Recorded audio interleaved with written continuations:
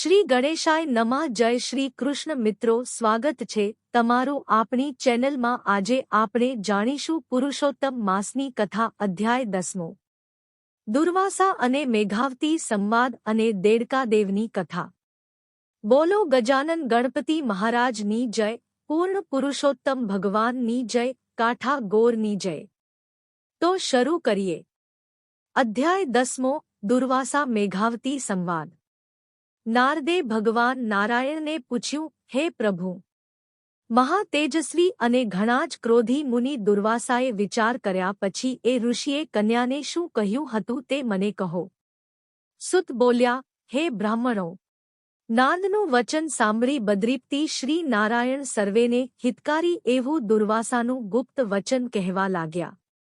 શ્રી નારાયણ બોલ્યા, હે નારદ, મેઘાવી ઋષિની કન્યાનું દુઃખ દૂર કરવા માટે કૃપાળુ મુનિ દુર્વાસાએ તે વખતે જે કહ્યું હતું તે તમને કહું છું.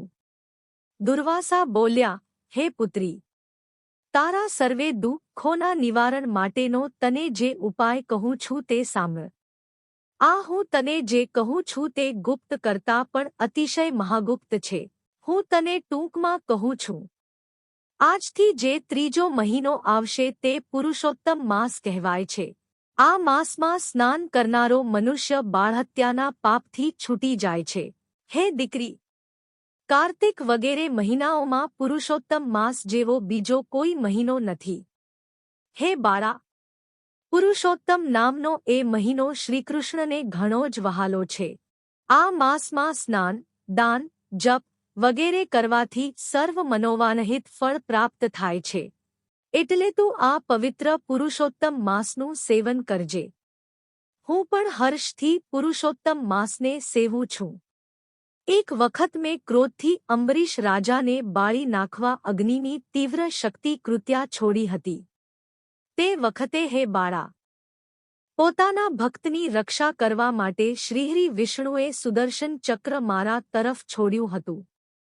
તે વેળા મેં સેવેલા પુરુષોત્તમ માસના પ્રભાવથી જ તે ચક્ર પાછું ફર્યું હતું અને મારો બચાવ થયો હતો. માટે હે બાળા, મારી તને સલાહ છે કે તું પુરુષોત્તમ માસનું સેવન કર, જેથી તારા તમામ દુઃખોનું નિરાકરણ થશે. શ્રીકૃષ્ણે કહ્યું, હે રાજા યુધિષ્ઠિર, દુર્વાસાનું વચન સાંભળી એ નાદાન બાળાના મનમાં ક્રોધ પેદા થયો અને મુનિશ્રેષ્ઠને કહેવા લાગી, હે મહામુનિ, તમારી વાતને હું સ્વીકારી શકતી નથી. આપ અન્ય બીજા શ્રેષ્ઠ દેવોનો ત્યાગ કરી પુરુષોત્તમ દેવને કેમ વખાણો છો? આ પૃથ્વી ઉપર સૂર્ય, ચંદ્ર, શિવ, ભવાની, જગદંબા આદિ દેવદેવીઓ મનવાંછિત ફળ આપનારા અને મનોકામના પૂર્ણ કરનારા છે. એમાં પણ શિવ અને શ્રી રામ તો સૌથી ઉત્તમ અને શ્રેષ્ઠ દેવતાઓ છે, જેને ભજવાથી સંપૂર્ણ કષ્ટો નાશ પામે છે. હું સદાય સિતાપ્તિ રામ અને ભવાનીપ્તિ શિવનું જ સ્મરણ કરું છું. મને પૂર્ણ શ્રદ્ધા છે કે તે મારા સર્વ કષ્ટોનું નિવારણ કરશે, મારા દુઃખોને દૂર કરશે. આપ જેવા જ્ઞાની અને વિદ્વાન મુનિ અન્ય મહિનાઓને ઓછા ફળ આપનારા અને મળમાસને શ્રેષ્ઠ ફળ આપનાર શા માટે કહો છો? આપ જેને કોઈ જાણતું નથી તેવા પુરુષોત્તમ માસના વખાણ શા માટે કરો છો? બ્રાહ્મણપુત્રી મેઘાવતીએ આવું કહ્યું ત્યારે ક્રોધી સ્વભાવના દુર્વાસા મુનિ સળગી ઉઠ્યા. પણ પોતાના મિત્રની નિરાધાર શોકગ્રસ્ત પુત્રીને તેમણે શાપ ન આપ્યો. પુરુષોત્તમ માસનું મહાત્મ્ય વિદ્વાનોને પણ સમજવું મુશ્કેલ છે, તો આ તો દુનિયાદારીથી અજાણ મૂઢ બાળક જેવી છે, જે પોતાના હિતને સમજતી નથી. તેથી તે પાવન પુરુષોત્તમ માસના પ્રભાવથી સાવ અજાણ છે. આમ સમજી દુર્વાસા મુનિએ મનમાં રહેલા ક્રોધને સંકેલી લીધો અને સ્વસ્થ થઈ અતિશય વિહ્વળ બનેલી તે બાળાને કહેવા માંડ્યું. દુર્વાસા બોલ્યા, હે બાળા, તું મારા મિત્રની પુત્રી છે, તેથી તારા પર મને કોઈ જાતનો ક્રોધ નથી. તે પુરુષોત્તમ માસનો અનાદર કર્યો છે, તેનું ફળ તને આ જન્મમાં કે બીજા જન્મમાં મળશે જ. શુભ કે અશુભ જે કંઈ થવાનું હોય છે તેને કોઈ પણ ટાળી શકતું નથી. હું તો બદ્રિકાશ્રમમાં જાઉં છું. તારું કલ્યાણ થાવ. એમ કહી તમોગુણી છતાં મહાતપસ્વી એ દુર્વાસા મુનિ તરત જજતા રહ્યા અને તે જ ક્ષણે એ મુનિકન્યા પુરુષોત્તમ માસનું અપમાન કરવાથી ઝાંખી પડી ગઈ. ખૂબ મનોમંથનના અંતે તેણે વિચાર્યું, હું તપશ્ચર્યા કરી દેવોના ઈશ્વર પાર્વતીપતિ શંકરની આરાધના કરું, કેમ કે એ ભગવાન તત્કાળ ફળ આપનાર છે.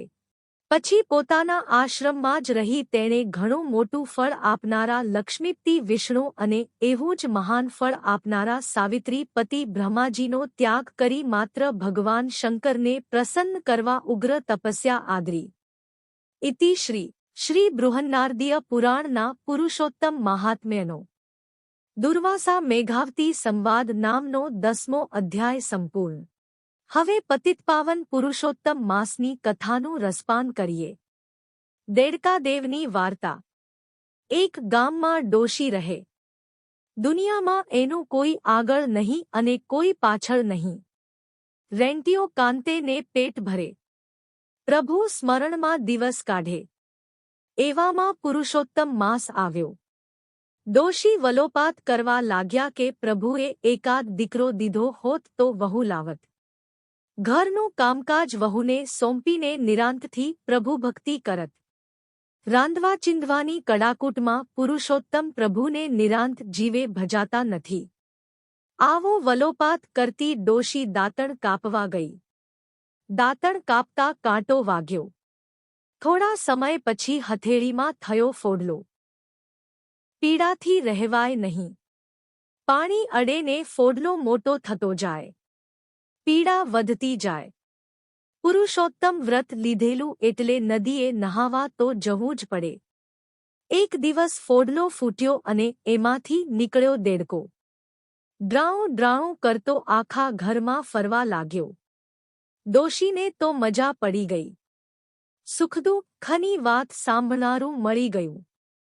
ડોશી તો દેડકાને રમાડે, જમાડે અને જ્યાં જાય ત્યાં સાથે લઈ જાય. આખું ગામ એને દેડકાવાળી ડોશી કહીને દાંત કાઢે પણ ડોશીને કોઈની પરવા નહીં. એ તો ભલાને એનો દેડકો ભલો. પુરુષોત્તમ માસ પૂર્ણ થયો પણ દેડકો તો રોજ ડ્રાઉં ડ્રાઉં કરતો નદીએ પહોંચી જાય. ત્યાં દેડકાનું ખોડિયું ઉતારીને અસલ સ્વરૂપ ધારણ કરે. સ્નાન કરીને પાછું દેડકાનું ખોડિયું ધારણ કરી લે અને ઘેર આવે. એ દેડકો સ્વયં પુરુષોત્તમ પ્રભુ હતા. નદીના સામે કાંઠે રાજાનો મહેલ હતો. એક દિવસ પરોઢિયે રાજાની કુંવરીની ઊંઘ ઉડી ગઈ. કુંવરી તો ઝરૂખે આવીને ઊભી રહી. સામે જ નદી છે. નદીમાં એક દેવ પુરુષ સ્નાન કરી રહ્યો છે. કુંવરી મોહિત થઈ ગઈ. થોડી વારે દેવ પુરુષ નદીમાંથી નીકળ્યો અને દેડકાનું ખોડિયું ધારણ કરીને ચાલ્યો. કુંવરીએ સંકલ્પ કરી લીધો કે પરણું તો આ પુરુષને જ પરણું. બીજા બધા મારે ભાઈ બાપ. પછી તો રાજકુંવરી નિત્ય વહેલી ઉઠીને ઝરૂખે બેસે અને એ દિવ્ય પુરુષના દર્શન કરે. એવામાં કુંવરીના માંગા આવ્યા. પણ કુંવરીએ ચોખ્ખી ના પાડી દીધી અને કહ્યું કે વરીશ તો દેડકાને જ વરીશ. કુંવરીની આવી મૂર્ખામી ભરેલી વાત સાંભળી રાજા ક્રોધિત થયો. સામદામ દંડભેદ અજમાવ્યા. પણ કુંવરી એકની બે ન થઈ. એણે તો અન્ન જ છોડી દીધા.